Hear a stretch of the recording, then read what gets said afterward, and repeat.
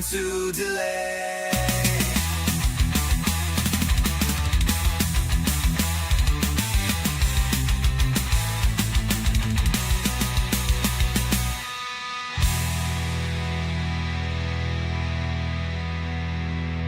Good morning, everyone, and welcome to the most entertaining, intellectually stimulating financial podcast in the entire world. You're watching the Atomcash angle, the show that flips the switch and floods the system with straight financial voltage. I'm Atomcash, and I'm bringing you the firepower your financial life may have been missing. Now, whether you're new to trading or a trading savant, I am to turn complexity into clarity with a shot of adrenaline. And today is a very important day. We're already seeing some fireworks here in the pre-market as Microsoft reports I believe the quote is lower AI software sales quotas as customers resist newer products. That's not good. And consequently, the market took a little tumble along with it, now down near that 680 spot. As we were talking about yesterday on the program, these two key areas here are what you want to hold if you're like an Uber bull, like if we're going to get not much of a retest. But the door is open today for a little bit of a downside sweep that I've been talking about basically all week. If you've been watching on Monday and Tuesday, you know that I was highlighting how this was an opportunity this week, and that if we saw that downside move, the end of it theoretically would be Wednesday. Now, I'll give myself a little bit of criticism here that I anticipated the meat of that bear move to be actually on Monday, and then to kind of just bounce around before reversing later today or into Thursday. But it's looking like we might get, I should say, the meat of that bear move today. So we'll see how we behave here. Looking at these two key spots here on the SPY, 679.04 and 678.47 to hold. If these fail, there's a strong likelihood of interacting with this. Is it a I keep saying a Thursday. Is it a Thursday? It is a Thursday. That 3% Thursday big old red candle here. The high of that candle is 675.56. So that is in play today, potentially another 5 points of downside here on the SPY. Now that would also line you up roughly around your 8 EMA on the daily chart. So not bad confluence there to get a little bit of a sweep to the downside before getting that reversal, which was my original thesis. Just, I guess my timing was a little bit off in terms of days, but still said Wednesday would be the end of that. We should see a reversal. Up until that news this morning, we were looking pretty decent, just still shopping around up here, but the bulls could not break it. Now we're coming back down off the back of that bad news. Now, obviously, Microsoft saying that, having those fears there, is going to spark some fears throughout the Mag 7, mainly due to NVIDIA, Google, Meta, and in a smaller part, Apple and Amazon all having some level of exposure to AI, right? And the future, the next bastion of the stock market, right? So seeing even a little bit of that fear there is enough to spook basically the Mag 7, but mostly Microsoft, as it was the one who was reporting the news. And as we talked about Microsoft earlier this week, I said it actually looks pretty good for a reversal here, but it was a little premature. And if you watched the show yesterday, you saw me live hesitate if I was going to open a swing, and I'm glad I didn't. Because I mentioned how this is one of those names that could reverse, but it really needs to hold that 485 spot first, and I wanted to give it a few more days. Well, now we're under that 485 spot, and it's not good to swing to the upside, at least at this current point in time. I alluded to the fact that I was waiting that this would be I'd rather show up to the party late, right? To show up to the right house, but to show up to the party late than to show up at the wrong house and get a shotgun in the face. That was one of these scenarios here, and I'm happy I didn't, because I'd be sitting on a loss right now. If I opened a swing position. So there are times where you want to really follow your gut when you're saying, okay, what's the likelihood of this working out? It's a little tight. And I'm happy I listened to myself here, because this was a scenario where I could have got, not wrecked necessarily because I'd buy enough time, but I'd be down a little bit on that play, mainly due to the fact that I didn't listen to myself and say it's not out of the woods yet. And it wasn't out of the woods yet. And I'm happy I listened to myself. Pat on the back. Good job, me. Let's go, me. Good morning to you guys in chat. What's up, Toby? Hope you're doing well. Neegum, good morning, my friend. And EB, what's going on, my friend? Good morning. Hope you guys are doing well on this lovely Wednesday morning. So we're going to have an interesting one. The one thing I do want to point out to you guys is that we see the IWM is still green in the pre-market, as is RSP. So it's going to be an interesting thing. We're going to want to keep an eye on as the market opens here. Now, we did come down, right? Both of them, I mean, RSP's lower liquidity, obviously, but both of them did come down into the pre-market here. But IWM showing some level of recovery, more so than the SPY and obviously the Qs, kind of like bear flagging down here right now as we're looking at this. I also alluded to the VIX on Monday and said unless there is a major news event, this up here, or no, where are we? 20, here we go. This high on the VIX more than likely is going to be the high into the end of the year. This, whatever this is, 1818. Said, depending on data, there's a possibility we go 1830, 1850, in the worst case scenario, 2030. Even on this little downfall here, we're only sitting here at 1723. Could there be a markup? There could be a markup on volatility today. I don't really think that is going to happen still. So even though we're going to the downside a little bit, what I said as a possibility of the volatility going up, meaning the VIX going up specifically, was to give credence to the fall here to interact with that 3% Thursday high. Because theoretically, the VIX would go up on that down move, depending on why, the VIX would go up. And the fact that we're only up about 3% on, arguably a pretty sharp move pretty quickly here in the pre-market. You came down about 3 points, so pretty quick, sharp move. And those quick, sharp moves are when the VIX likes to pop, right? And we're only up about 64 cents here on the VIX is not too concerning still. And I still think we're going to see the VIX decay into the end of the year. Like I said, if the VIX gets up into these loftier levels, like I highlighted, the opportunity for the VIX to expand would be today. And assuming the only reason that would happen is if we saw that interaction with that Thursday high and it was a fast one, right? We moved down sharp and quick. That'd be the only way. Otherwise, volatility is going to be still a short into the end of the year. So I actually might open up some swing shorts on volatility today if we get back in this neighborhood, this 18 buck neighborhood. I might open up some swing shorts, especially if VVIX stays pretty compressed as well. So that's kind of my game plan for the day. Into the end of the year, as I'm betting on volatility to stay compressed and kind of just slowly trod down. Obviously, looking at the other Mag 7 names here, NVIDIA down in the pre-market. We're going to see probably similar price action. Google down, but not by much, which is interesting considering a lot of the rally on Google recently has been fueled by Gemini, specifically, and the hype behind Gemini. So the fact that Google isn't down as much right now, coming off of AI-related news that customers may not be as interested in some AI products, or there isn't consumer strength there, could be is a reason, but is interesting to me to see that Google isn't down more comparatively, unless the market is seeing this as an opening for Google to outperform Microsoft in that realm, as Microsoft is now down about 2.5%. So that could be the way the market's interpreting it. Meta's down, obviously, with the rest of the Mag 7 names here, but kind of holding on to this LOI here at 643.43. The daily on Meta is not out of the woods here. I'm continuously saying that this might round off and come back down. And when it comes back down, and if it breaks that low, waiting for it to base out around 550 again is my long-term, where I'm looking to add equity. Around 500 to 550 is where I want to start buying Meta. I don't think it's out of the woods just yet.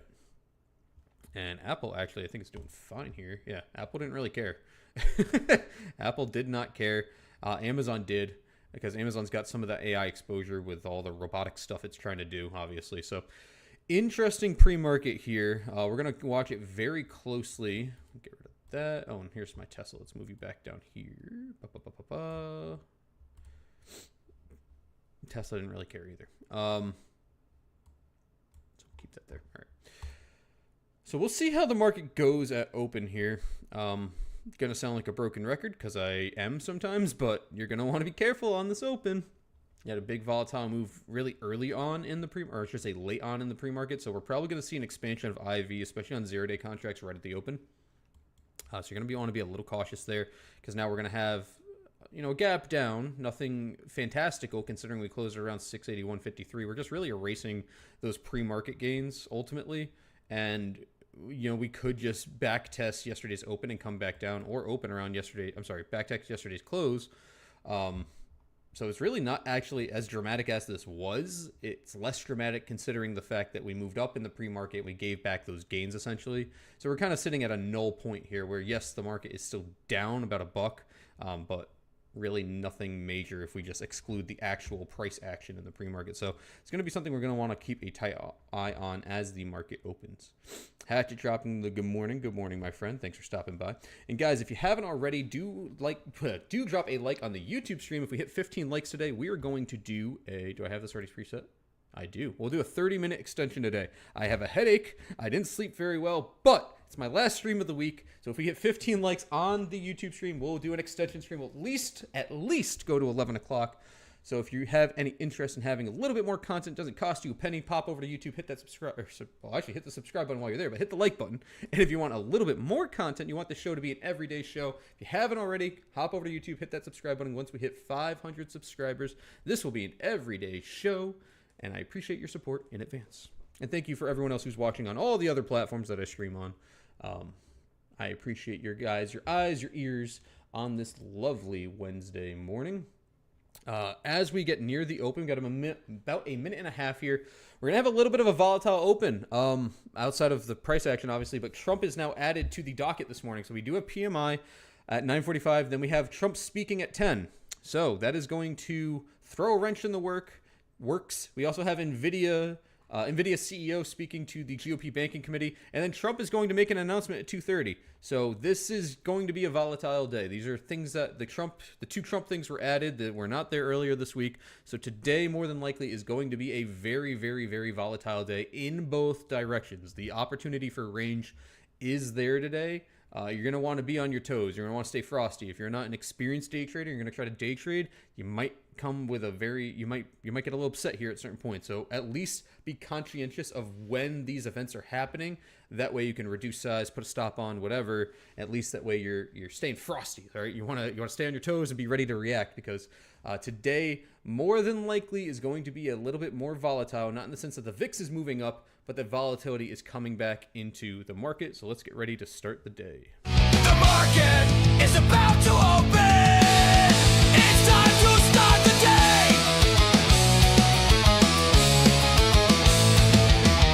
Alrighty, it looks like the market is going to open about $1 down, around 680.55 here on the open right now.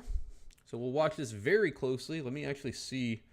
I'm sure my spreads that I have open are going to be spready, but let's see, because I know those are going to be up. There we go. Got a 46 entry on my bear spreads. They're currently, the bid at least, is around 68. So I'm going to see if I can get a closeout today around 70 or so. North of 70 or 80, I'd be pretty happy. So we'll see if we swing to the downside. Again, what we want to watch here in the open are these two LOIs. Very, very key, important levels to keep an eye on as we open here. And also be conscientious that IWM is green, right? And RSP is actually green. RSP is actually moving up a little bit here, right in the early going. So a lot of the weakness here is going to be through tech. It's going to be your Mag 7. I think your Mag 7 are going to get smacked today, at least right now. Trump could say something. We've got NVIDIA's CEO speaking later, and then we got Trump again. So these are things that would obviously more than likely affect not only the market, but the Mag 7 specifically. So it is going to it's going to be a day for sure. Toby says, I did not miss the volatility. And Eddie, you know I got this for you, my friend. Eddie is here with the Ur. Drop a Ur right back, my friend. Hope you're doing well. QQQ right now around 619. You got this LOI down here on the Qs at 618.42. So if you're a bull, you're going to want to see that level. You're going to want to see that level. You want to see that level hold. That's what I'm trying to say. SPY right now, we're bouncing around our pre-market POC. So that number is around 680.09. So we can just use 680 as a whole number as more than likely an area of support resistance here. Since we're above it, it's going to act as a support. If we break below that, that's definitely going to put this spot in play. For sure, this 679.04, 678.47. I would not act in confidence either direction here. You basically had kind of like a double doji kind of look.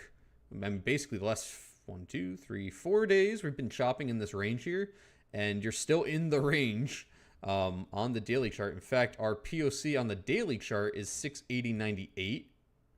And you do have a lot of other price action as we include more time here, around 680. So you're in a spot between 681 and 680 where there's a lot of liquidity here. So intraday, we have an opportunity here to chop 681 to 680 and just bounce around pretty harshly. As foretold by my crystal ball, volatility barely moved up. 16.99 on the VIX, only up almost 2%, if that. So volatility, this move isn't, more than likely is not going to stick. Again, if we do see more downside, today's the day for the downside. And in my opinion, that's going to be the end of it. Then I'm bull into the end of the year. Pretty definitively. So we'll see how we react today. Today's the day if bears are going to strike that they sharpen their teeth. Now, if we fail underneath that Thursday high, so that's 675.57, I believe is the number, that's where we're going to have to reevaluate plans there.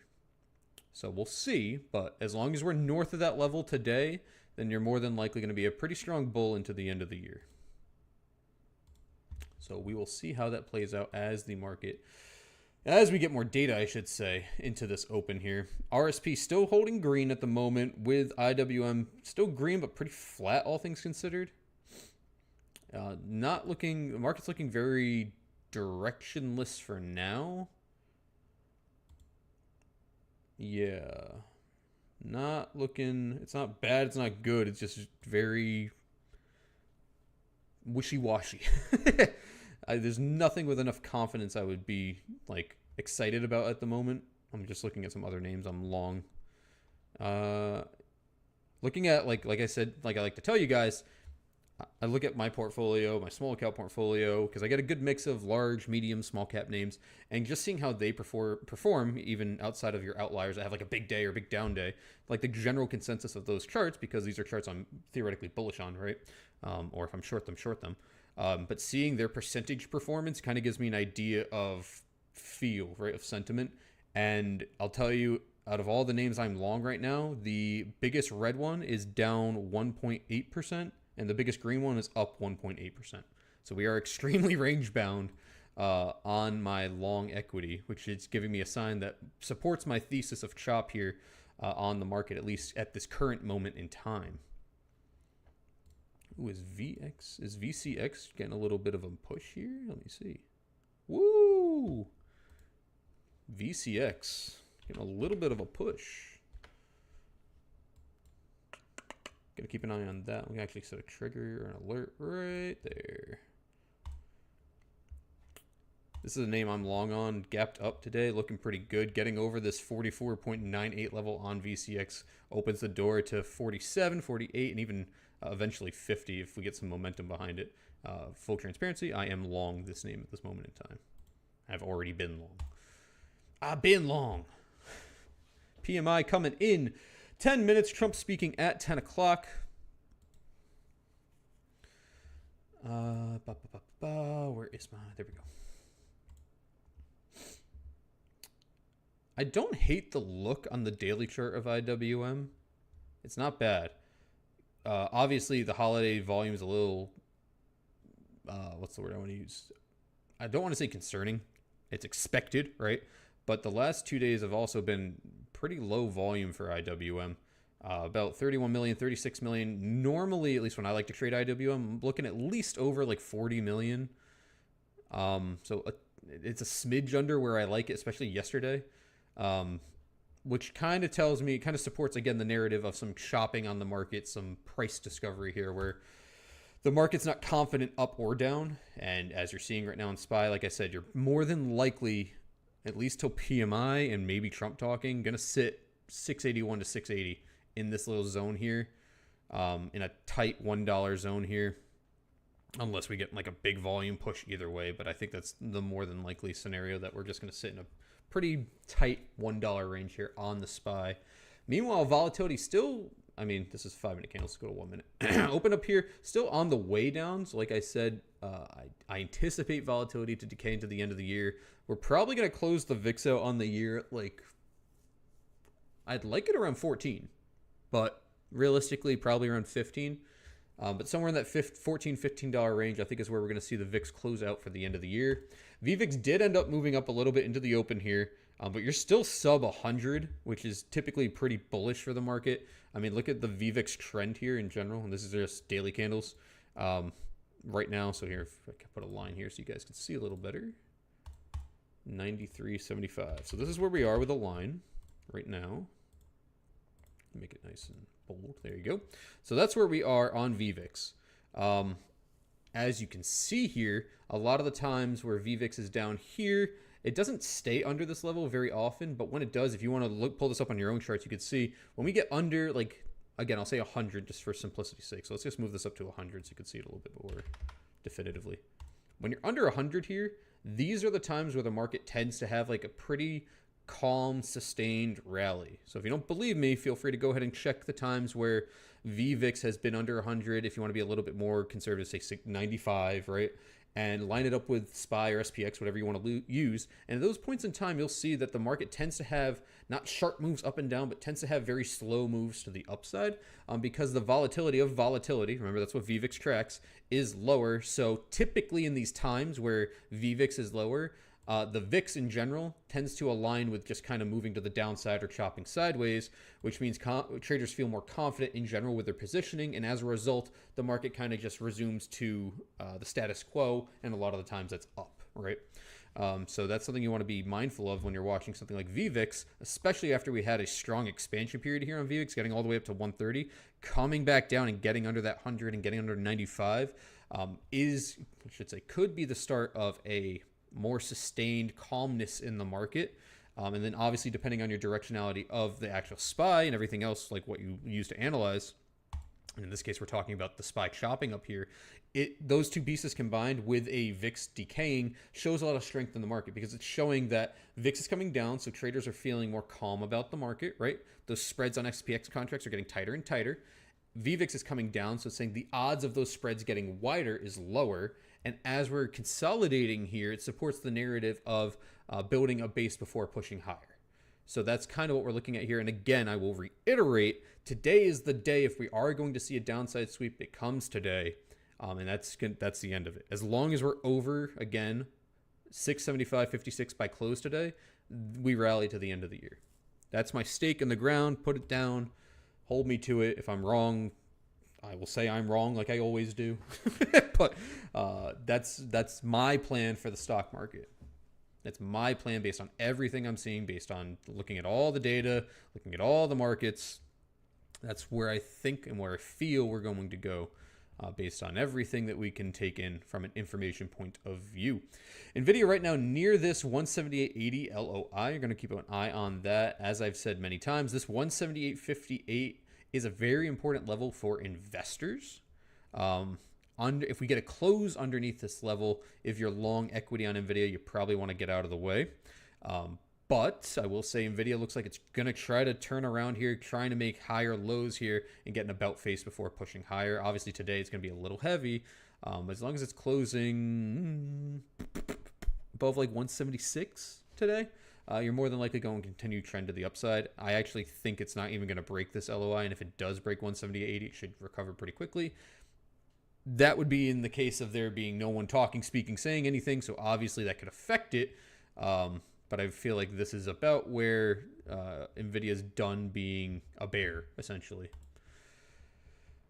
Google basically doing what I said it would probably do for this week, and it's probably going to do the same next week, where we're going to form essentially a repeat of this price action here to mostly sideways. I mean, obviously this is a more volatile candle here, these weekly candles, but 1 to 2 weeks of sideways to bearish action before getting another push here. I would actually prefer it kind of chops and stays north of 300 for quite some time to build a comfortable base, a la NVIDIA, like when we had this kind of markup and then it kind of chopped before getting another little push. But that's to be seen. At least for now, I would price in 2 sideways weeks of price action here on Google, so this week and next week at least. Now, there is range there, like I said, but I wouldn't really think you're going to push too far out of the range here as long as you're north, basically the high of this candle, 306.42. They're going to just bounce around for about a week or two, in my opinion. Microsoft came back down again. I don't love the way Microsoft's been trading. It's been trading like a dog. Again, I said I liked it yesterday. If it held 485, it has not held 485. Is gapped under 485. We now have basically like a double gap open here, right? Gap to the upside. So you're kind of leaving like, it's not an island top, but you're leaving an island top-esque move here. Gap up, price action, gap back down to relatively the same spot. So it's not by like a textbook definition an island top, but you do kind of have like an island top look here. Real line in the sand, this 464.79, if this goes, this is dropping to just about 400. So I actually might short Microsoft. I don't want to be a bear into the end of the year, especially on like a Mag 7 name. But if there is weakness, I think you're going to see more bears pile on Microsoft. I mean, look at the daily chart. You got basically a big old double top here. If we pull out here, let's pull it to the weekly, see a little clearer. It's got the room to fall. Like realistically, if it can break under this level, There's not a lot of volume support here. In fact, when we start seeing more liquidities right around like 445, so that's still like a 30-point drawdown here at least. It's real iffy. I'd just be careful. I'd be careful both ways, long or short. It's in a tricky spot.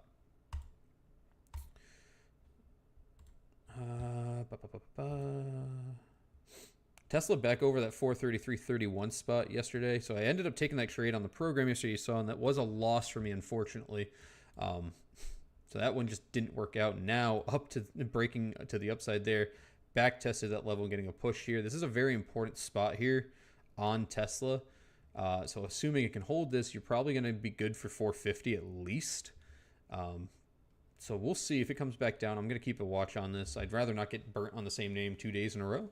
But we'll keep an eye on the spot. I mean, this is clearly the retest. So the break, the retest of that spot, and that was the time to go long. So I might have missed my opportunity here just talking about the market and everything else. But, you know, that's okay. I'm not too crazy about it in general.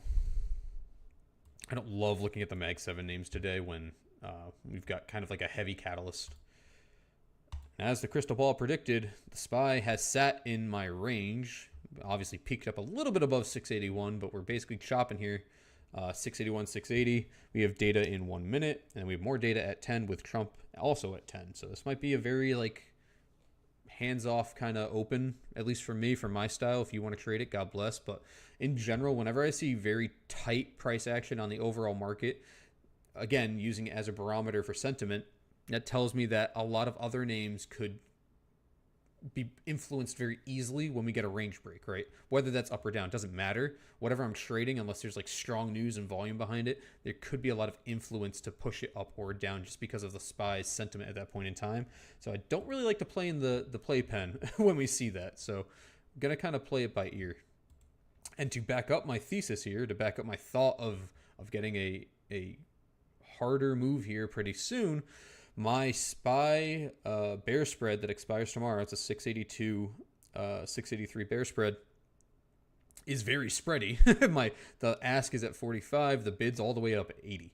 So the fact that those options are also so spready kind of gives me an idea that the market is trying to price in like what could happen here in the short term. So it's not the time to gamble. There's no confidence in either direction at this point in time. The market is very temperamental. It's nervous here. It's not bullish. It's not bearish. RSP has been killing it, though. Look at RSP. So you're probably seeing a lot of names in your portfolio that aren't Mag 7 names performing pretty okay on the open, actually. IWM isn't even performing as well. I mean, percentage-wise it is, but in terms of like looking at price action, not performing as well. So that's interesting. So how I would read this, even though you know your small caps are still relatively bullish, is that your bigger names, so probably like your Dow names, your 493 of the SPY, not the Mag 7, all the other ones are probably having a decent day here. And I'm gonna be a betting man before we even go to our sectors. I bet you healthcare's up. Nailed it. 0.64% on healthcare. Nice, and look, it's very similar to RSP. Big push here on healthcare. Energy seems like the big winner today, but let's keep that in the back of our mind that energy yesterday was a pretty decent loser. So selling off, gapping back up, or kind of like returning to normal here in some degree. So take that with a grain of salt in terms of trend, right? If we're looking for what sectors are trending, we're kind of resetting to before yesterday even happened. So I don't really care about that. Consumer staples, getting a nice push here as well. Obviously, tech is our weak sector at the moment today. Real estate, kind of nondescript.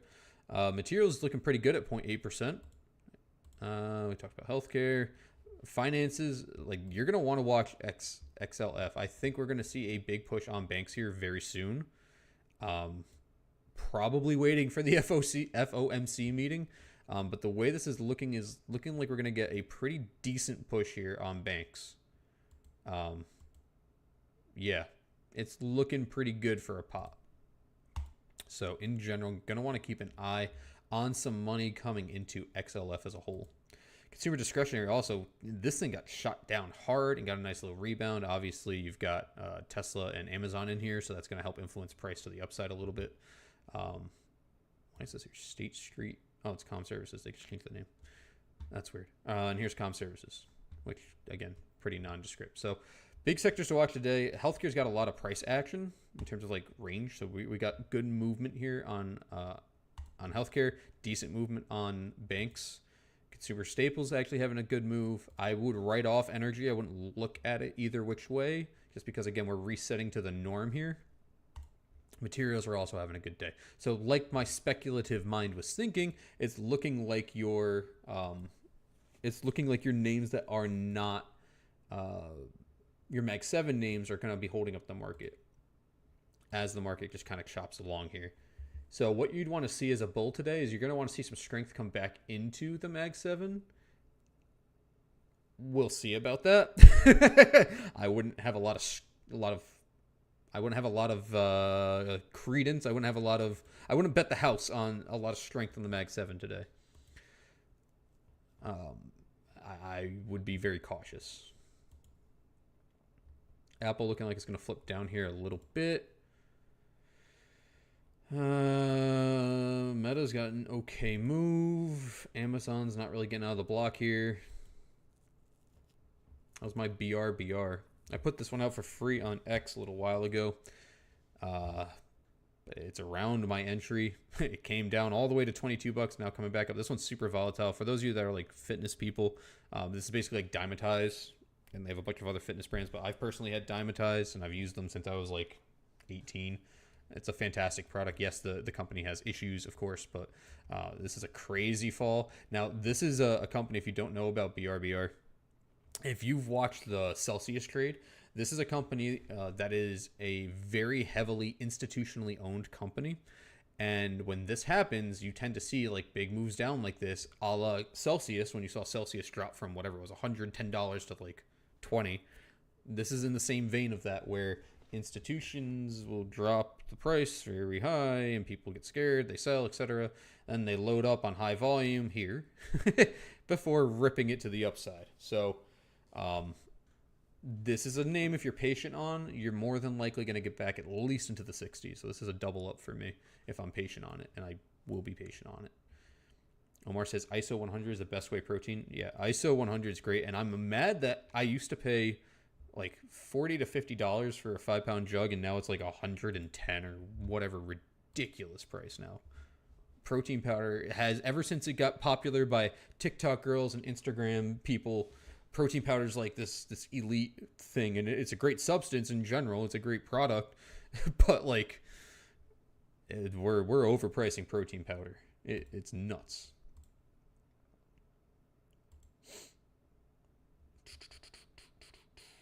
Ba, ba, ba, ba, ba.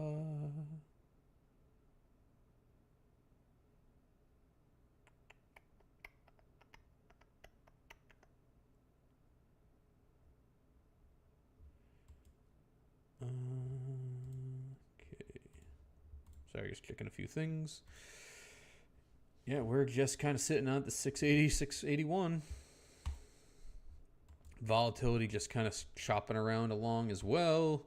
VVIX mostly moving to the downside here. Not going to be a lot to see on the market. I do want to keep an eye on the market, though, to wait and see when we get a range break and kind of, obviously play off of that. But we're in a very tight range here.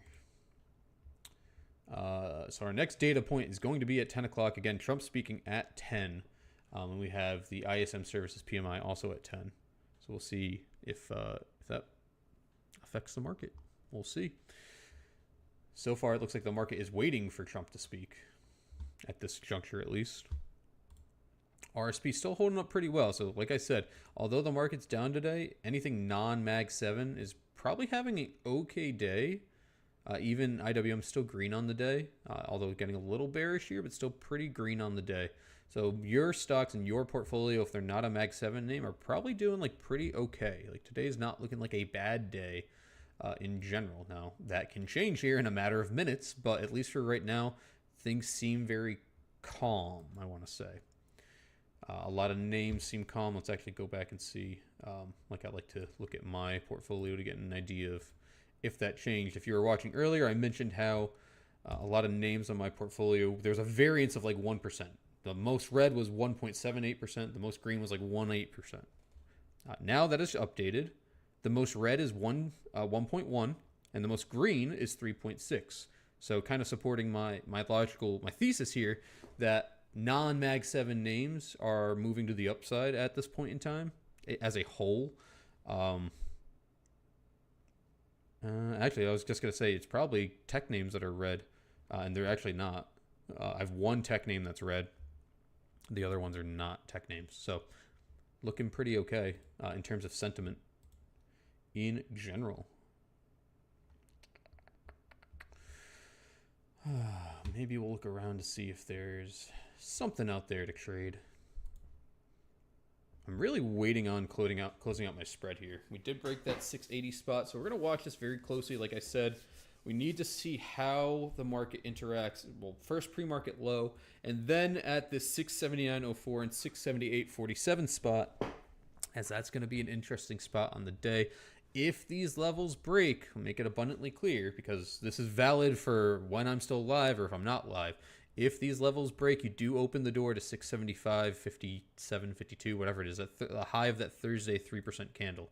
So, and the next LOI under that is 673.95. I don't think that will happen unless Trump says something awful, for at least the market will see it as awful, or unless NVIDIA's CEO says something awful, which he has no interest in doing that, obviously.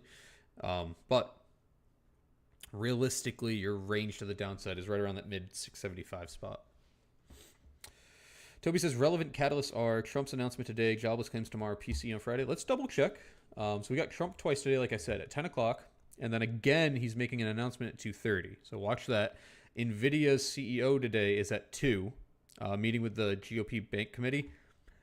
I don't know. I haven't looked into this. This could be a closed door meeting. It could be whatever. They could come out afterwards, beforehand, say something. So at least be aware of it is why I'm bringing it up. Let's look forward to tomorrow. That's it for today specifically. Tomorrow, we do have jobless claims, 8:30 in pre-market. We got 2 Fed speakers tomorrow. Bowman at 1. Oh, no, I'm sorry. Just Bowman at 1 o'clock. And then rounding out the week on Friday, PCE and Michigan sentiment, both at the same time at 10 o'clock, with factory orders as well, and consumer spending, and consumer credit. So Friday at 10 o'clock, everything but consumer credit that I just said, it's all happening at 10 o'clock. So you're going to get a lot of data Friday at 10 o'clock. But then the only other thing on Friday is at 3 p.m. consumer credit, which sometimes affects the market. But that's everything you got to watch out for. And as I like to call them, the more random events, because people speak and what they say can be interpreted different ways, whereas when we're looking at hard data, we can determine if this, then this, right? Theoretically. But data can only be interpreted one way. So the more random catalysts are when people are speaking. Today, that would be Trump at 10 and Trump at 2:30.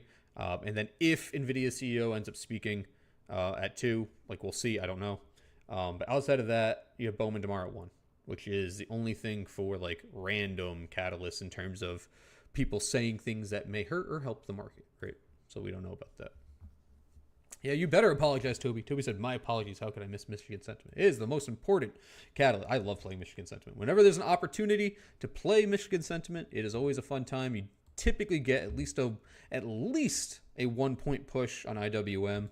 It's always a good time if you get in a good entry. It's always a fun thing to trade. And everyone sleeps on it. I love trading it. It's great. It is great. When the opportunity presents itself, it always opens the door to a nice trade, typically. Oh, the market is draining the life out of me right now, sitting in this range. Can't say I didn't tell you at the open that this is probably what's going to happen. We were 1 or 2 minutes in the open. I said we're going to sit 680, 681. Here we are, 3 minutes right now. Market now is more than likely just going to wait for Trump here to speak.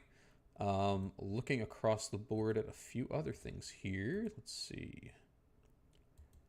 There's a lot of indecision. Yeah, there's a lot of indecision right now, and a lot of it looks just chop. There's no one who's really staking their flag in the ground right now as a definitively yes, we're being bullish. A lot of money being put on the line or anything. I'm talking about that from an options flow point of view. If you're looking at, for those of you that look at GEX, VEX, and checks.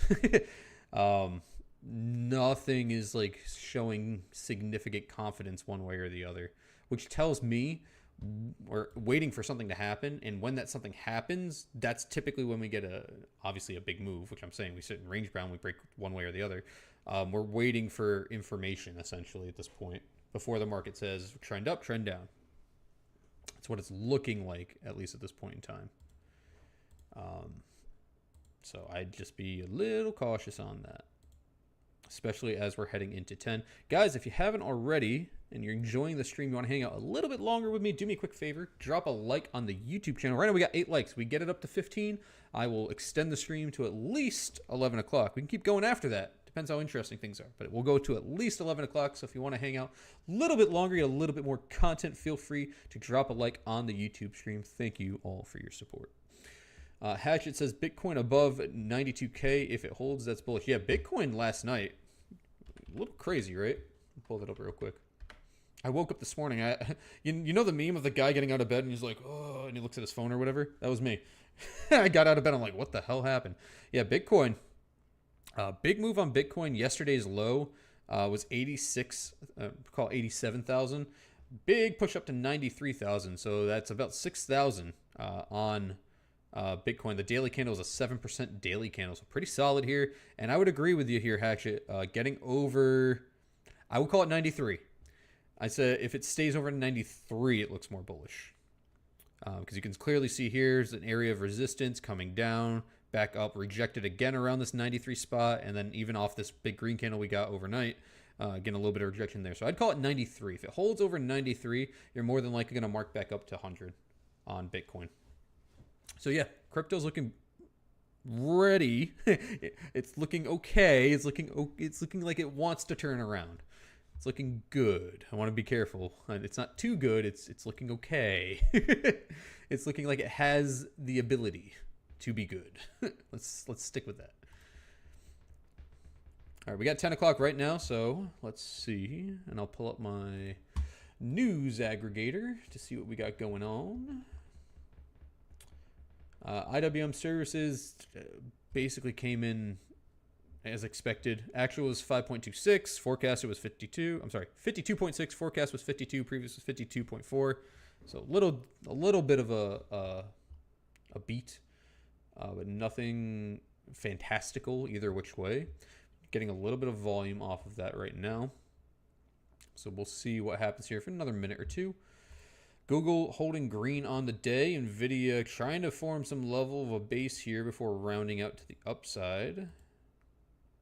Microsoft is trying to hold it together. I don't have any faith it does, but it's trying. I kind of want to open a bull spread on NVIDIA for the end of the year. If NVIDIA holds this like 178.80, I'm more than likely going to open a bull spread on NVIDIA for the end of the year, because there's a chance it kind of kicks around in here. But I do think it's going to close the year at least over like 187, 188, 185 worst case scenario. If it closes above today, 178.80. So getting a spread in this scenario would be pretty solid to play that sideways action a little bit. So I'm theorizing a spread on NVIDIA later. Not much love off of that PMI data, as we're still sitting mostly range bound. We don't have a range break yet. Banging our heads against the top of the range here on SPY. RSP cooling here. Looks like it's about ready for another leg up. IWM looking pretty good, actually. If it can get through these two LOIs, it's looking like some good move to the upside here. And the Q's a little shaky. Found support at that 618.42 LOI, so it's going to try getting on the bounce off there, getting a little bit of a push here. Okay volume. Shaky. Shaky. SPY's broken the range to the upside. I'm not buying this. When I say buying this, I mean believing this yet. Good 5-minute reversal here.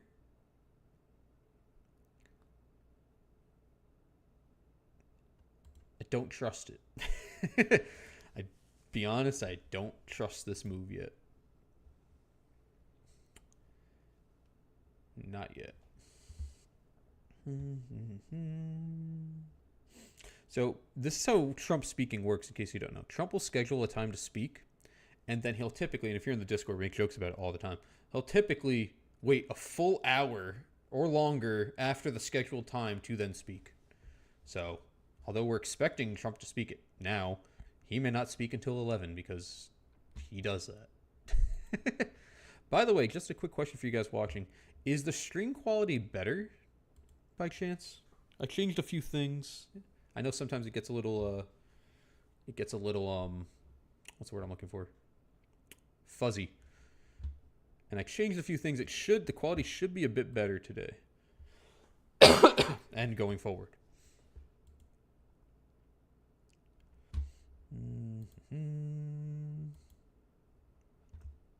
Dare me to short it. I'll tell you what happened in a second here and why the quality's better. Looking at the 681 puts.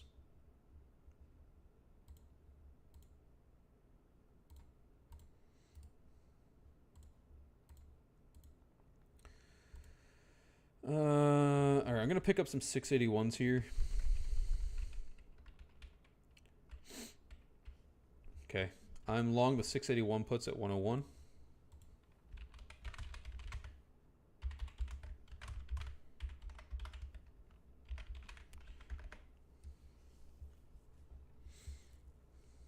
Let's see. And I'll tell you why the quality is better today in a little bit. Let's see. Toby said, yes, it is. No spinning circles today. Toby, noticeably better and more stable. Quality seemed good. Hell yeah. I was on the phone yesterday. Because as you guys may or may not know, I'm in the process of moving. I was on the phone yesterday for 2 hours with Spectrum. I hate Spectrum. Nice guy, though. Great guy. The customer service rep at Spectrum was really solid. Very nice, because sometimes you get people who hate their lives. So he was actually cool. He was a cool guy. But it was a 2-hour process. Long story short, they were just throttling my speed for some reason with no actual reason why. Needless to say, I was pissed. So long and short of it is I got a good chunk of change back and made sure that my speed is now what it should be, and we're up to 1 gig. So I've got the speed I should be getting. So it all's well that ends well. So because I've been running speed tests, I'm like, I don't get it. And they've been throttling my speed. So if you have that issue and your speed gets throttled noticeably sometimes, then make sure you reach out and get your money. All right, I'm going to take a trim here. It's about 9% on the trim.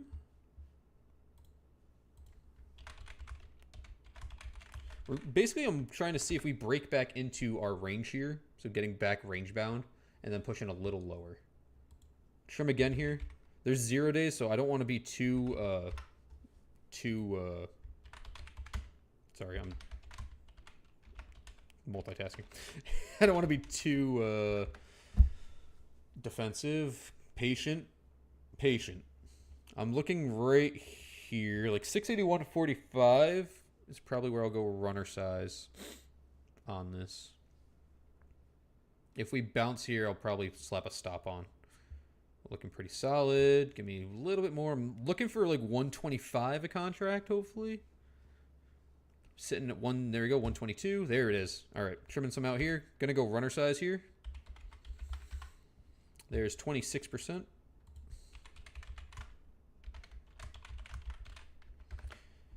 Remember, if you're in the Discord, you're getting this exactly at the same time as I'm doing it on YouTube. There is a delay, so if you want to check out the Discord, the link's in my bio. I'm going to trim a quarter runners here. That's 30%.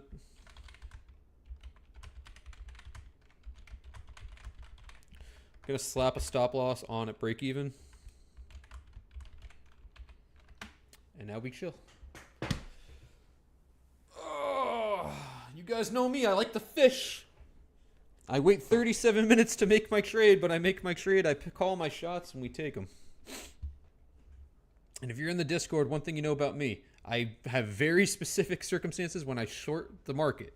And actually, my track record for shorting indexes, SPY, Qs, and IWM is better than my overall track record with all my trades. I'm more accurate as a bear because I'm very particular when I'm a bear. So we're going to wait and see. Basically what I'm looking for this trade now, I'm at 3/4 runner size. So in context, just to explain, if I had 100 contracts, when I go to runners, I'm at like 20 left. And then each one's a swath of 5, theoretically, right? Because 5 of 20 is a quarter. So if I have 15 contracts left, my next target's right around here, around this like 680, 86-ish spot, the POC. Then I'd go half runner size. And then I'd drop my or another quarter down here on the low a day. And then I'd ride just a quarter size if we got like a meltdown move to that 675 spot. So that would be the master plan here. Toby says, service providers are the worst. I think that's a universal problem a lot of people have. And Hatchet with a GG. Yeah, good game, my friend. Hopefully you made some money. So something else I learned, because this is not something I knew. My wife is like, I knew that. I didn't know this. If you call, specifically Spectrum, and even the guy on the phone told me this, if you call them once a year, around the same time, so when your plan like renews or whatever, they have endless promotions because they want to remain competitive. So essentially, he told me, he's like, yeah, I'll be honest with you. If you're paying anything north of like $60 for internet, you probably could pay less if you just called us. So for any of you that are listening, if you're paying at least $60 for internet and it's at least a gig, you could probably get cheaper, unless you're out in the boonies and you got to run Starlink. But outside of that, you probably get cheaper internet. That's what I learned. So hopefully that saves you guys money out here. We do it all on the Atomcash angle. We give you entertainment, we give you stories, we make you money, and we save you money. Only the best for you guys. I'm a frugal guy. I've been a frugal guy my whole life. There ain't nothing wrong with it. Sometimes it's the principle too. I'm sure you guys understand that, where there's principle of sometimes it's not about the money. Sometimes it's $1 or $2, but it's the principle. Like that matters more than the money sometimes. All right, we're getting near that POC, so just get ready. That theoretically would be about $1.50, $1.55. Again, we're looking at the 50 MA, the purple line here, and that green dotted line. That's my next trim spot. MACD on the 1 minute starting to flip, and bulls are losing momentum here. So if they don't pick it up very soon, we are going to get a sweep. Did just break the green SAR here as well. But keep in mind, that just kind of puts us range bound. So there's a probability or good probability of chopping here. It's part of the reason why I chose the 681 puts though, because that would put us in the money. So that deleverages some risk versus buying even further out the money, like looking at like 679s, where if we do end up just chopping in here, I could get bullied out of my trade early. Hector says, at $55 for 400 megabits, it was about 80 until I called. Yeah. I didn't know this. Apparently my wife knew this and she did not tell me. She looked at me like I was stupid. She's like, you don't know that? I'm like, no, I don't know that. Why would I know that? So I felt dumb, but hey, live and learn, right? And that's why I'm here to, maybe you guys don't know and I'll tell you, and maybe one of you guys learn and you save $30 a month. No shame in your game. POC has moved up to the spot, so that's that green dotted line. So that's where the most volume today has traded now, is right here. So right at around 681.14 is the new POC. So this is probably going to get stopped out here if we get a little bit of a rally in the next 2 to 3 minutes. So I'm going to give it the 2 to 3 minutes here, or maybe even 2 minutes. If we break above, we'll call it this high of this candle, the 1010 candle. So if we break above, call it 681.70. I'll close my trade. So that way I still close some in profit. I don't just wait because I have a stop loss on to get stopped out.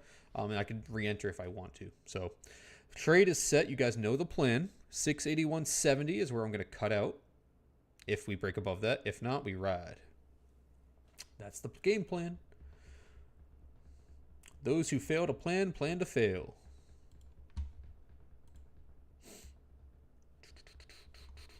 Let's see how other names are doing. Oh, man, my baby girl Crocs is looking pretty good. $88.13. We get the bush. Hell yeah. All right, trim a quarter runners here.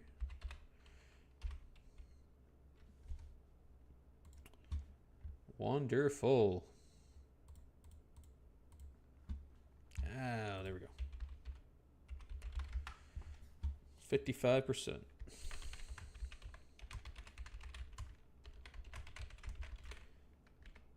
So now I'm only in half runner size. So again, using that example of 100 contracts, 20 is my runners. I trimmed a fourth of my runners twice. And again, this is my trading style. You do whatever you want.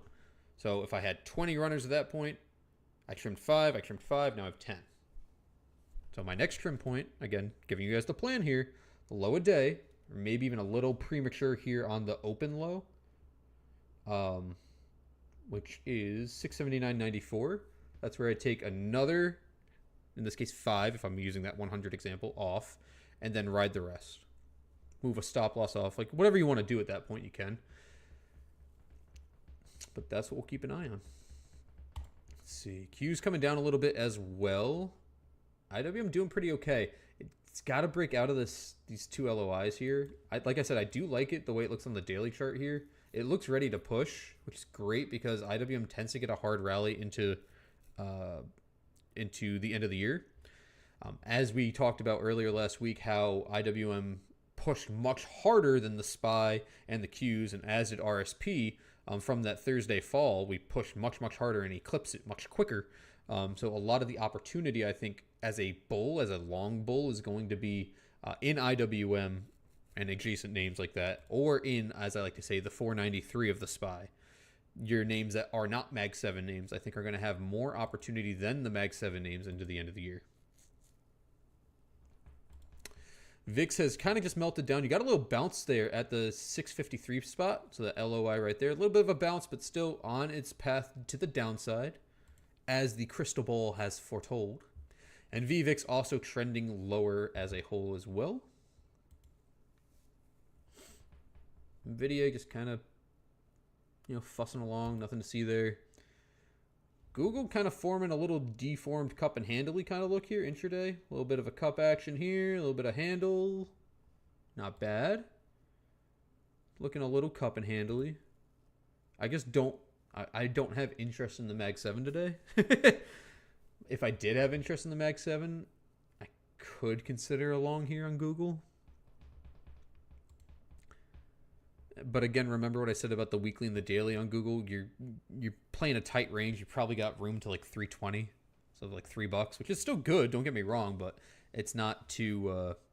There's not a lot of meat on the bone, right? Like for example, I wanted to be a bear today on SPY, if anything at all, because if again the bears were to hop on, I thought it was Monday, right? But between Monday and Wednesday this week, essentially, I'm saying there's a period of weakness for the market. Whether we chop or go down, that's what we're doing. We're either chopping or going down. So opening up, establishing, I should say, a bear position as the market pushes to the high point is what's most advantageous than trying to long on bounces, at least today, specifically. Let's see if Trump ended up talking yet. We got 8 likes on the stream. Can we get it up to 15? Otherwise, we're wrapping things up here in about 14 minutes. So if you haven't already, pop over to YouTube, hit that like button, and we will roll on to at least 11 o'clock. At least. We may go longer.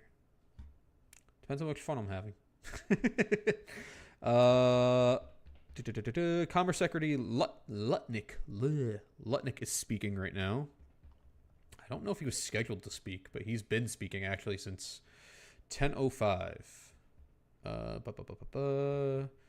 Tariffs aren't to blame for negative ADP figure. Okay, sure, bro. Prices don't move unless tariffs are above 15%. Blah, blah, blah, blah, blah. It just seems like political jargon for the most part. I deal with Taiwan. Blah, blah, blah, blah, blah. I'm just scaling this to bring you guys anything of importance. This could be good for semiconductors. We have to train 5 million Americans for chips jobs, so it's showing that we're trying to reshore manufacturing with microchips to the U.S., so that might help NVIDIA here, maybe? Yeah, a little bit. Oh, we're near my cut point up here. We wicked above it, so if we break above that, that's where I'm going to cut it. Again, 681.70. And I have a stop on, so this would just be me closing the runners in profit, essentially, before the stop triggers. So give another second here. See if we close above that level. It's looking like we will get a reversal here short term. All right, I'm going to close them out. Closing in profit. It's looking like you might get a little bit of a short-term reversal here on the SPY. Possibly. Got some more bull momentum coming in. MACD's trying to shift. Volume is just kind of meh. So as you guys know, or maybe you don't know, I like to look for 100K volume on the SPY, or 100K volume on the SPY per 1 minute, or 500K per 5 minute to kind of give me a barometer of market participation. SPY is one of the most widely traded names every single day, one of the most popular names traded every single day. So when we see lower periods of lower volume on SPY, not that it's bad or good, but it gives me an idea of how many people are actively participating in the market that day. So during periods of lower volume, I tend to pull back specifically day trading because my risk increases. Because as we talked about before in this program, when there are periods of lower volume, there could be bigger moves either which way, or nothing could happen at all because people are not interested in the market, or a big bull or a big bear comes in and pushes price and bullies it harder than it would otherwise because the level 2 is not stacked up as much as it would be on a normal day. So right now what we're seeing for 10:20 in the morning, volume's already kind of scaling off a little bit here today.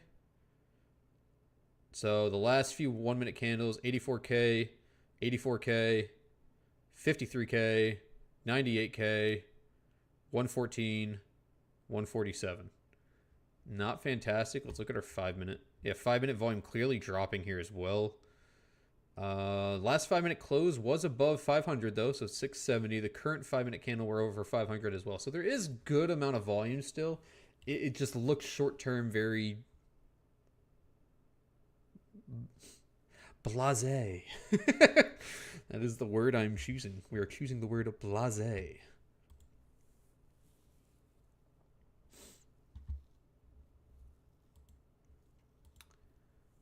So you are making a lower high here.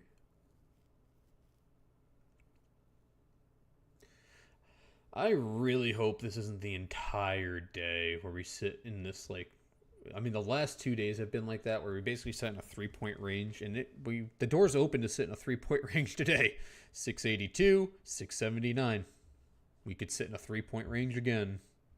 I really hope we don't do that again. Fear and greed index is at 27, so it's at fear. Yesterday's close was an extreme fear.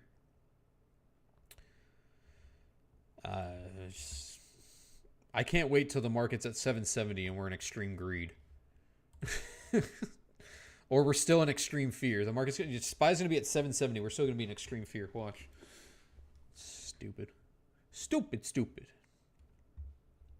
Let's look at Crocs, because Crocs is actually having a good day. We're up almost 4%. Take a little peek. A little update on Crocs. Near this localized high on Crocs around 89.01. My short-term price target where I stick my flag in the ground is around $100, basically like the gap fill up here, 102.51. That's what I'm looking at here short-term on Crocs. I am long around this level down here, whatever it is, 77. I added more, so this isn't 100% exact.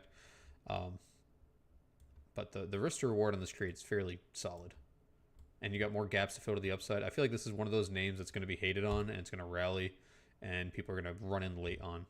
Because it's going to be a stupid name like Crocs. Rubber shoes are going to all-time highs. I'm telling you. Another name to keep an eye on is Path. Around 1450, right? 1454 is at 50% retracement on the daily. They do report after hours today. You also have the 50 MA here. You've also had 1, 2, 3, 4, 5, 6, 7 green days in a row. So it is a little overextended in terms of directionality. You would look at that in a vacuum and say that just because you have 7 days in a row. However, the flip side of that coin is it really is just mean reverting, right? Because it was chopping around this 1450 point here for quite some time after coming down, right? Chopped around here, basically V-bottomed, and now we're back where we were. So this is one of those scenarios where in full transparency, I'm bullish on Path. I have equity and leaps and calls and whatever. I've got a lot of stuff on Path. Where if they have earnings and they outperform here, probably going to get in this range up here of at least like north of $16. And from there, the way the options chain is stacked up, if it can find volume above that, it look pretty solid to the upside. Downside, Yeah, you got it both ways. Actually, the expected move, quick math, about $1.50. So yeah, $1.50 from here brings you to $16. $1.50 to the downside brings you to 13, which sits you on this LOI here at 12.98. So, and with the GP just north of that, between 13.29 and 13.55. It's an interesting setup here going into earnings, especially looking at the daily and the weekly. If it breaks over that 16-17 spot, this weekly could get very volatile. It's an interesting name. I'm very curious to see what they say on the conference call today in regards to partnerships and all the AI fun stuff. So that's what has my ire this week is this after hours today. I will be watching very closely.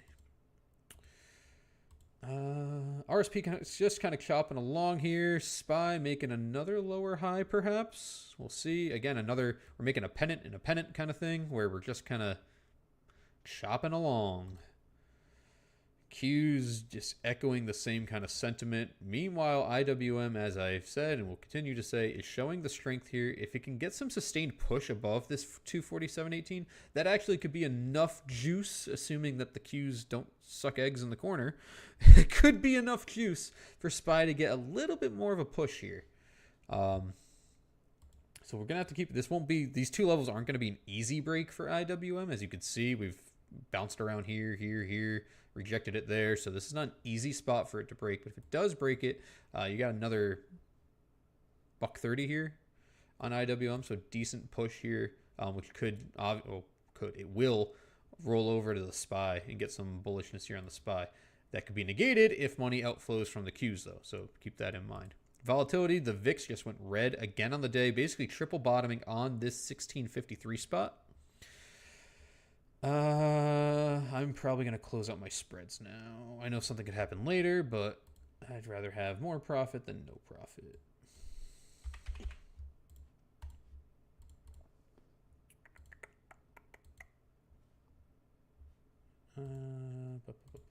Let's see. Just because it's looking like there's a chance we could push higher here. And on the off chance that happens, I want to take my bear protection off, because that's essentially what it was, me protecting in case there was some larger downside here.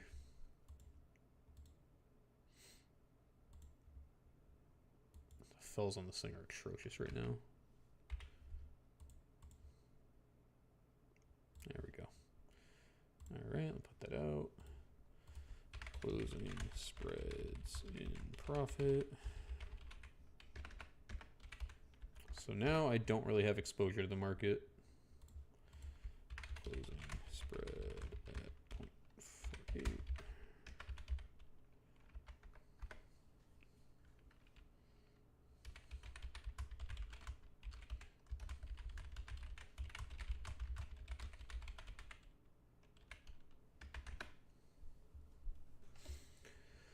And so now I'm more interested in SPY upside, but I'm going to wait and see.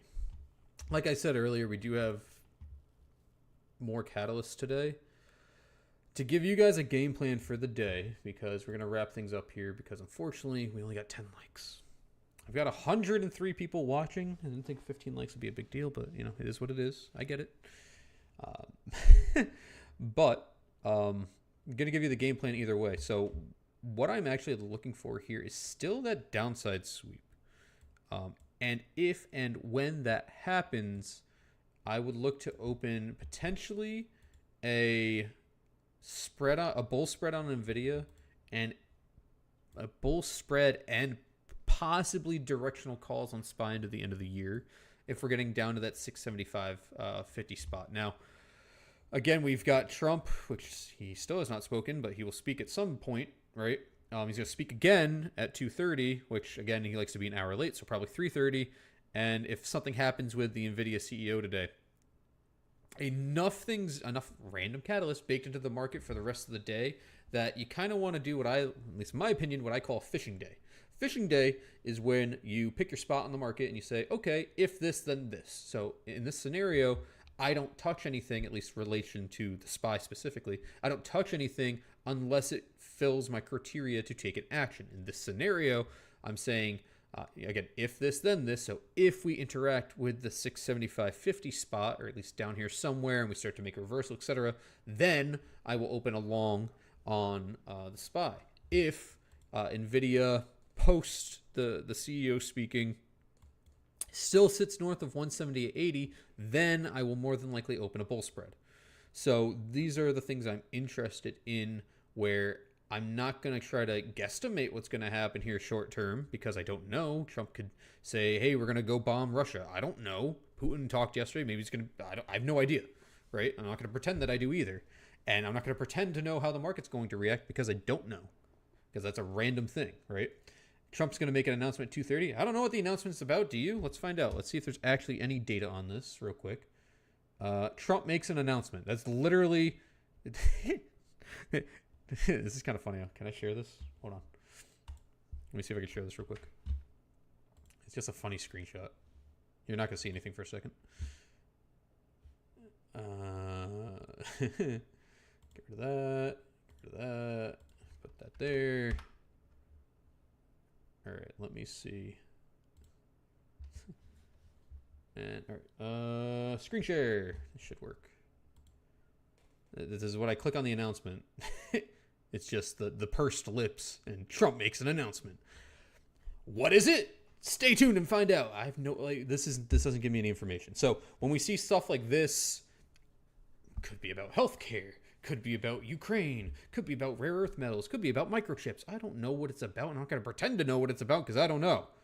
So theoretically, could affect the market in a myriad of ways that I would not know. So I have to wait until that happens to feel more confident in my decision making, mainly due to the fact that we have no guarantee. It's about to open. It's time to start the day. Sorry.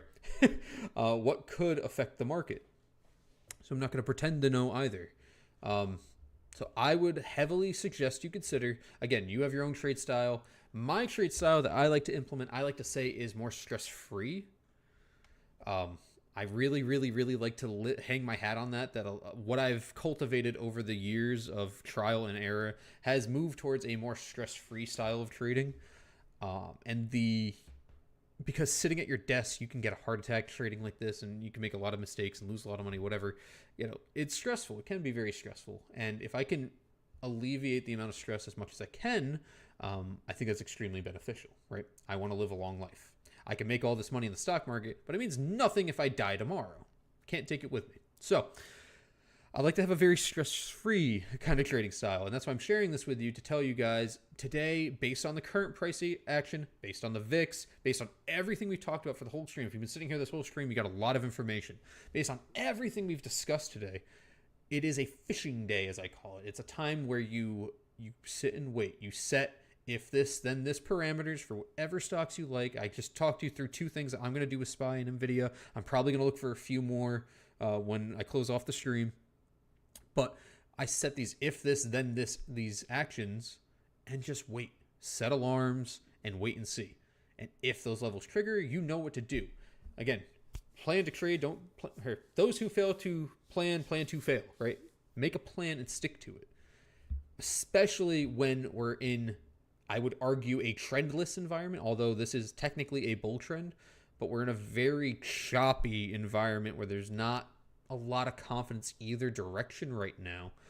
You don't want to just be randomly throwing stuff against the wall, unless you're like me and you took a short position at the high and you made your money quick and got out of the way kind of thing.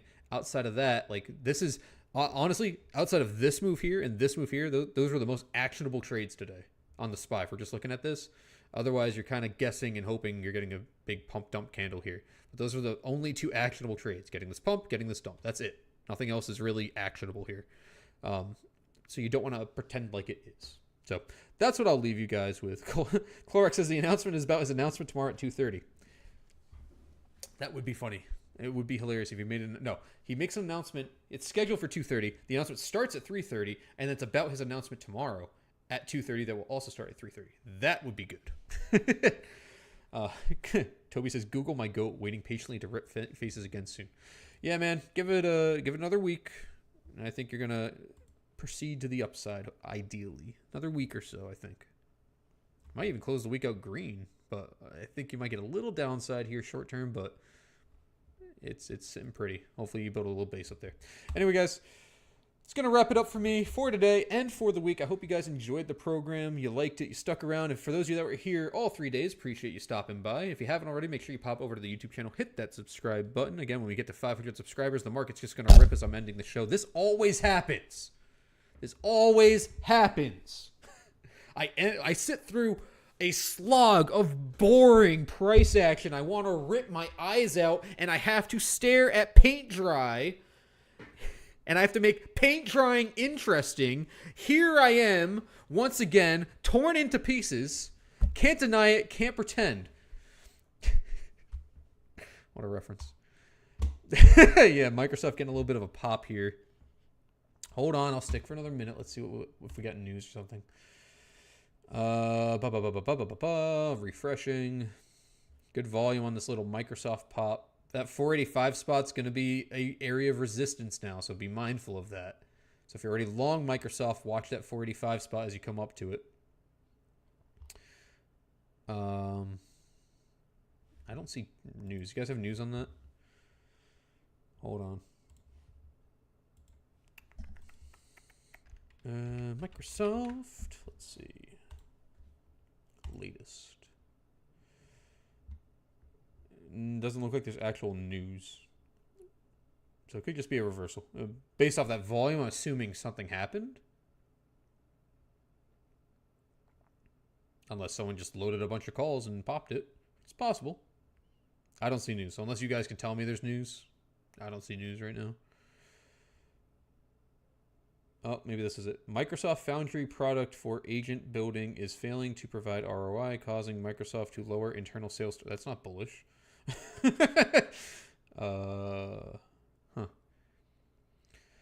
Eddie says maybe you just have to make your shows go to 11. Dude, I am hungry. I start my day at like 4. Actually, today I started my day at 3:30. I'm been around now for 7 hours. This morning I had a hell of a leg day. I am hungry. My lunchtime is now. I am a growing boy and I need to eat. And I'm not going to eat on stream. It's just not going to happen. Wow. And how about closing out those bear spreads, right? Didn't make a lot of money on my exit on my bear spreads, but closed them out because I realized there was a chance that we could pop to the upside. And there it is.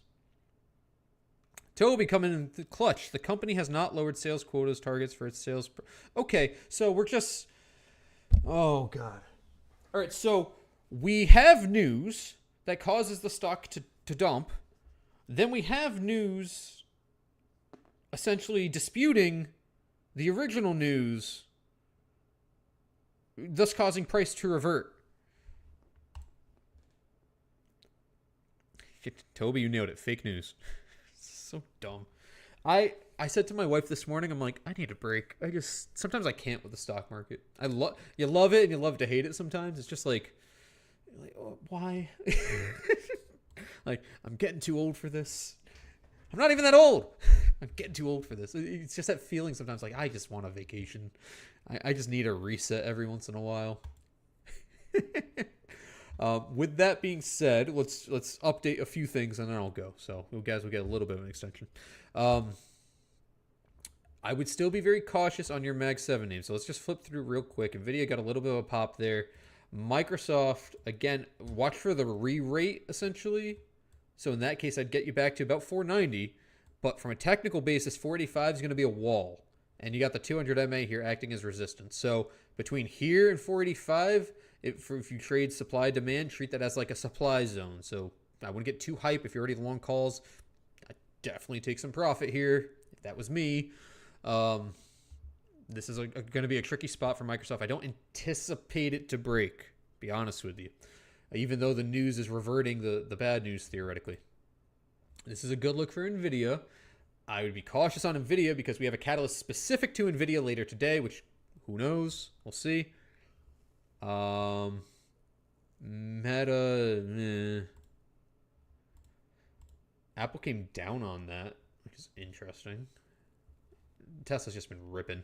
I'm a little salty for the calls that I took an L on yesterday because I was so confident we stay over this 433, 31 spot. It's going to go. And yeah, it moved $11. Just day late, dollar short. Happens sometimes. Amazon going to curl up here. Yeah, you got to still have a mixed bag on your Mag 7 name, so I would exercise some caution, mainly because a lot of the heavy lifting right now is by NVIDIA, actually. So even though Google's coming up a little bit, you're making higher lows. Again, this fancy cup and handle pattern-ish worked out here. And Microsoft got that pop. Obviously,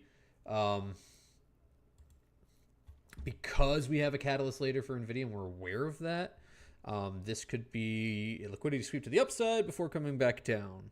So I would still exercise some level of caution. To be abundant... Whoa, what the hell was that? That was a big wick. All right. To be abundantly clear, because I know I've sounded very bearish this week, that ends like today. My outlook for the end of the year is still a $700 price target on the SPY. It has been for months, and I still think we're marching towards that, and that my thesis is very well supported by everything I've talked about today, and by specifically volatility and VVIX, which we've also talked about today. So although I've sound more bearish, I've played more bear trades this week in general. It was more of the market needs to cool and reset a bit because last week was so strong. It was so bullish, right? We had such a big move that we need to cool again before we get another leg to the upside. We can't just go up in a straight line, so to speak, right? So, and that's what we did this week. I mean, look at the daily candles. You don't believe me. We didn't go anywhere. We chopped sideways. I was anticipating more downside. The day's not over. Could still happen. But we just kind of traded sideways, which is totally fine because you want to see, honestly, this is the most bullish outcome if we're staying north of that 679.04 spot. You want to see consolidation after a rip. This is, price was down here, hard rejection, right? The market said, no, this is undervalued. We moved up. Now we're determining fair value. So now we're comfortable up here before we re-rate to the upside, break all-time highs, and break $700 into the end of the year. Okay. Let me read the chat. I'm going to get out of here. Hatcher said the first news came from the information which can be fake, bad source. Well, you think the market would know that, meaning like hedge funds or whatever, or they're just going to use whatever information to push their narrative. That second part is the true part. Toby says I need to learn more and not care about the market. Yeah. Yeah. Annoying. It does get annoying sometimes. Tom says, yeah, dude, when was your last vacation? My last vacation was my honeymoon.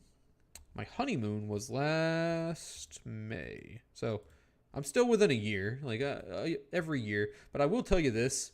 I think, and if you don't know this, if you don't do this every day or whatever, I think trading is probably one of the most mentally exhausting jobs. It's not like I'm out there on an oil rig. I'm not going to pretend that I am. But I think it is very mentally fatiguing because it really pushes your ability to balance discipline and really like your belief in yourself and self-doubt. So you do have to control a lot of mental emotions, and that can be exhausting.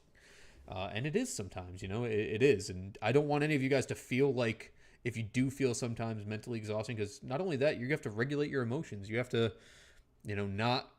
it's unnatural for us not to have happy or sad reactions to the market. So you can't really operate in the realm of being a strict robot. What you can do is have strong discipline and use logic a lot of the time. Sometimes the market's illogical, but use logic to support your narratives and to reaffirm how confident you are, right? And it can be taxing. It can be really taxing. So, and that's me saying that, and I've been doing this now for like 14, 15 years. So if you're feeling that way, if you're a newer trader, you've been trading 4 or 5 years, however long you've been trading, and you sometimes struggle with that, or you're still trying to learn, and like you're like, oh man, I feel so dumb, whatever. Don't feel that way, right? You're learning a heightened level essentially of self-control and discipline that, trading's not cut out for everyone. It just isn't, right? But the people who are traders tend to hold a lot of self-discipline and very stoic characteristics. And that is what makes a successful trader, are those people who are able to, through the red and through the green, not be like, oh, I took an L, oh, I lost money, or, oh man, I made $1 million. Oh, like, you're able to stay relatively balanced and not cry every time you have a loss, or exuberantly celebrate when you have a massive win. It's finding the in-between where a lot of the strength can be found. But it is a very mental game in general. And it's the only job in the world where it's such a strong mental game where you don't necessarily have someone to answer to, right? You only hold yourself accountable. At your job, if you work like a normal job, right? You have a boss, some level of a manager or whatever, unless you own your company, right? And you have expectations. You have to hit those expectations. And if you don't hit those expectations, then you're not doing a good job. You don't have that in the stock market. You are your own manager. And on top of that, you have to hold yourself to some level of responsibility with your actions. And that can be taxing and that can be hard to manage. So I'm just kind of level with you guys and know that, it happens to all of us and you will find your way eventually. What I can tell you is, and it's corny, but for a lot of people, don't give up because you'll find your way eventually. And that the path to getting there is very rewarding if you can get there and then see the fruits of your labor. And for some people, it takes a week. Some people it takes a month. Some people it takes 10 years, 5 years, 15 years, 20 years. It really depends. But having just that mental control in general will pass over to all other aspects of your life. And I think it's a very, very, very beneficial thing to get you through a lot of hard times. It is working out your brain. You work out your body, you work out your brain, and that's what I do. And that's why, like, this time of day, I'm hungry and I'm tired. I've been up for 7 hours. I went to the gym. I've laughed at the camera with you guys. I made some money, and now my brain's tired. My legs are tired, and I want to eat food. So that's what I'm going to do. I hope you guys enjoyed the show. The last show for the week. I don't have a schedule for next week. I saw Toby, you wrote next week's streams. If you don't know, I am in the process of moving. I do not know when yet or anything, so I don't want to promise you guys certain days. What I can say, if you are not, follow me over on my X, the Twitter, at Atomcash. I'll put out an announcement whenever I am doing live streams that typically are days in advance, and I typically remind you guys. And I'll try to be better about putting them on YouTube. I know I'm pretty not good at that. But follow me over on the X, my X handle over there. So for now, it's going to be more tentative, right? But when I do have the time, I'll bring you guys a stream. And if you're in the Discord, I'll bring you guys, hopefully, a Power Hour stream later today, unless I need to take a nap because I have a throbbing headache. I'm just trying to make it through the day right now. Anyway, have a great day, guys. I hope you enjoyed the show. Remember, some will say you need an edge to trade. Well, I like to look at things from a different angle. That's always what we get right here on the Atomcash angle. Make smart decisions, guys. And remember, precision beats prediction every damn time. I will see you next time on the show. The